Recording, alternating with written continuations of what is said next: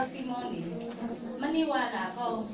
Tapos sabi niya, kuha ka ng isang express para tingnan natin makalusaw yung breast cancer ko. Kasi last year, 2015, July, na-discover ako may breast cancer, stage 3. Tapos sabi ng doktor, hanggang December na ako. Kasi kung hindi ko na chemo, saka opera.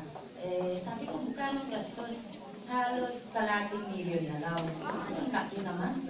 Tapos, sabi ni Mayet Calmona, punta ka na dito sa Makati, maraming matutulong sa'yo.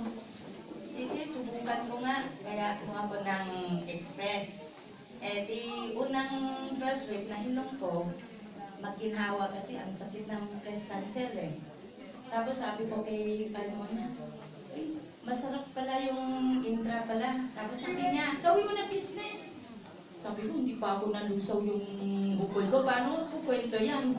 After 1 month, medyo kumaling na ang breast cancer ko, ginawa ko ng business. Tapos tumawag yung chemotherapy yung doktor. Sabi niya, punta ka na sa hospital, mag-chemo ka na.